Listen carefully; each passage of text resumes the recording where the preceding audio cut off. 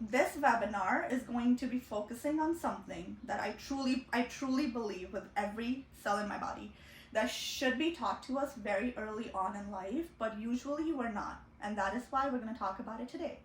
This is not a typical webinar where I will tell you how to get a job or anything technical. That's not my expertise at all. But I am here to talk about all things that go up here in your mind as you go through this international student journey, or even if you just simply are going through life.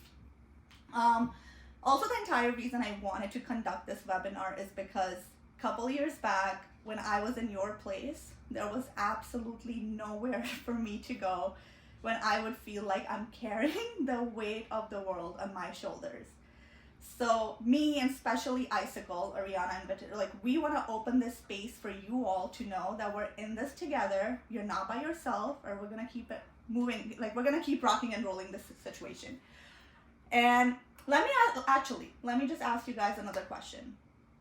Have you guys ever faced a moment where you had to pretend like someone you're not just so you could fit in, or like you could feel like you belong? Or maybe a time where you thought it would be easier to pretend to be someone that others want you to be instead of being yourself?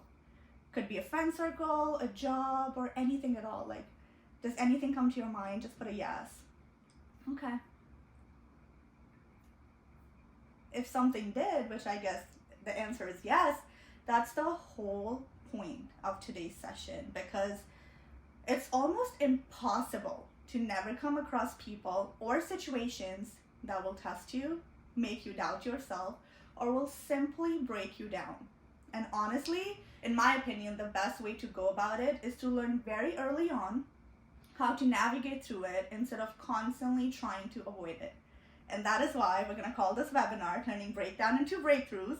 And I will be sharing a very brief piece of my life story.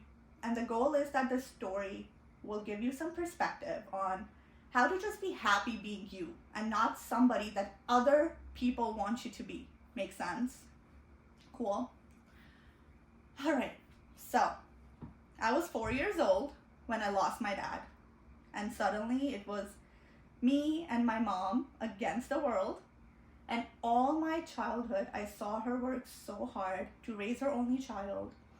And for the first 17 years of my life, all I wanted was to just focus on my studies, work so hard, and just change the trajectory of our lives for better. So when I was 16, my mom's sister, who lives in New York, very generously said that I should try applying for colleges in New York and I could live with them if it works out. And fortunately enough, it did. I had all the grades, I passed my SATs, and I got in. And the next thing I know, I'm on this one-way plane to New York all by myself.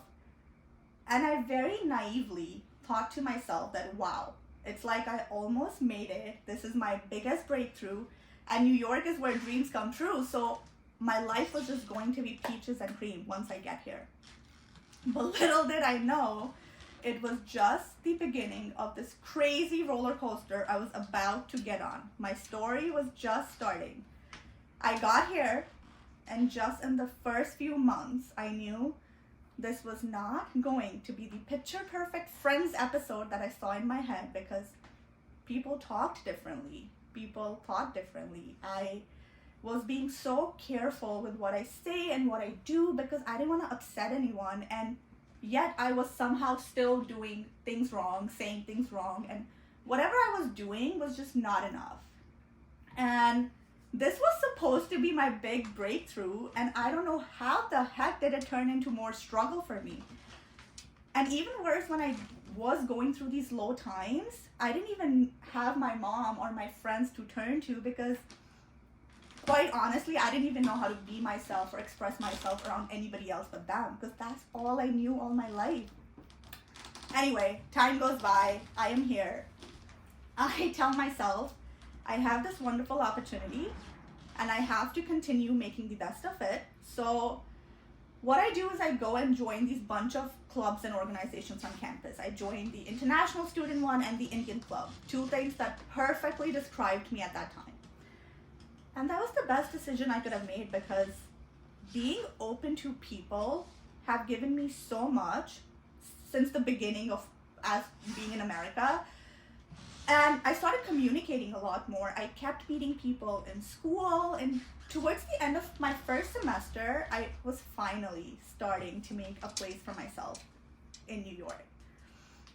But the crazy thing is that even though I was meeting some great people, people who made me feel so safe and so supported, there were also people who made me feel really small and as if I was just not good enough. And it's funny because I'm able to say this now as an adult because I recognize it, but as a young kid who had just moved across the world, I kept telling myself that, wait, I am the new one here, so I should be the one adjusting, compromising, and constantly changing myself to be someone I'm not, just so I could continue making my place here. I didn't want to lose that. And the thing is, those mean people would be nice to me as well at some times, and other times just insane. So I chose to focus on the good part and thinking that their mean behavior was normal and they didn't mean it. For context, I'm also South Asian, so being a people pleaser was a very significant part of my life and my personality. Like, I really didn't know how to answer back or stand up for myself. Instead, I was literally taught to have a smile on my face no matter how I felt inside. And that's what I kept doing. I kept focusing on the good part, the good friends, and hoped that these mean behaviors around me will just get better with time. But this continued for a very long time. And since nobody had taught me how to deal with these emotions, it kept getting heavier and heavier and heavier. And after a couple of years, I almost was living this dual life where I was so safe and happy around certain people, but so defeated and just not even being able to be myself around others because how small I felt around them.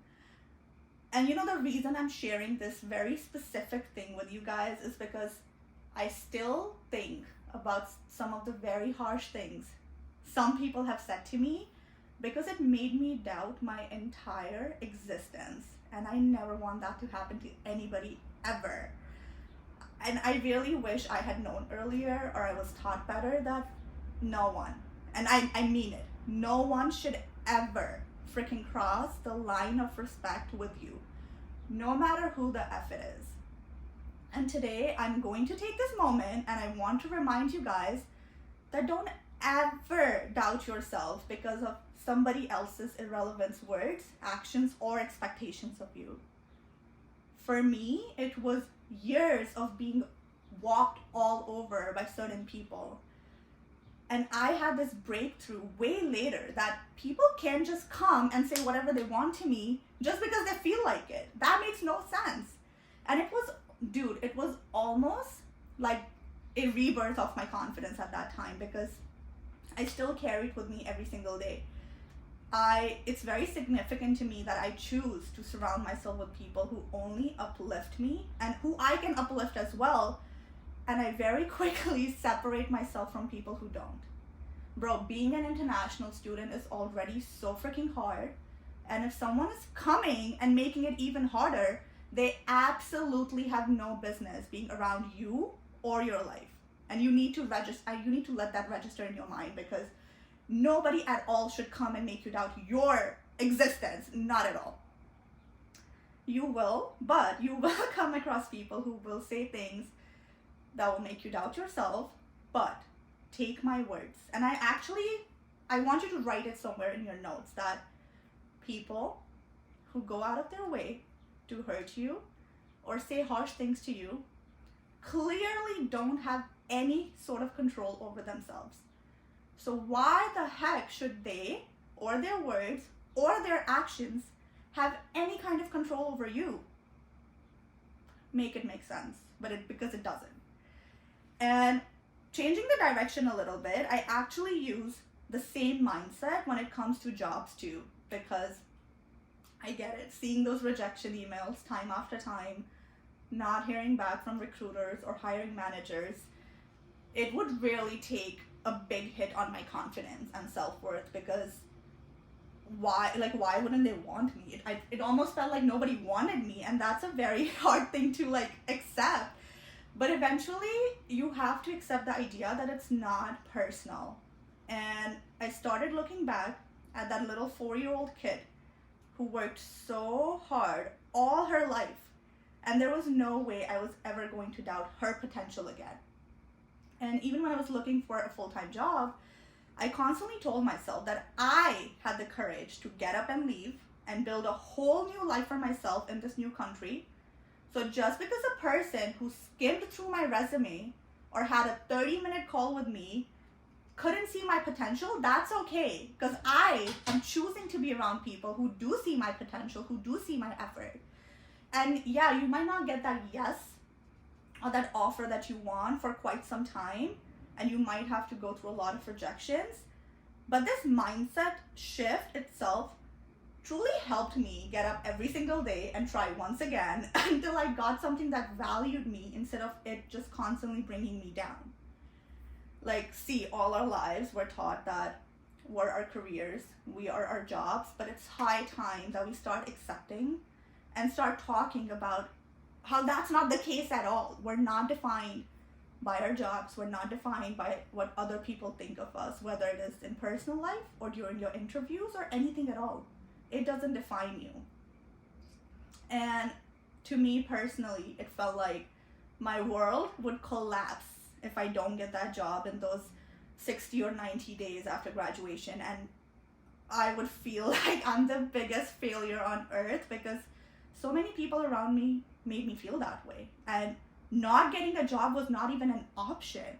And I'm not even kidding. Like, my heart literally breaks for that 21-year-old girl who felt that way, because now I wish somebody came to me and comforted me and told me that the world is really big and I will find my place.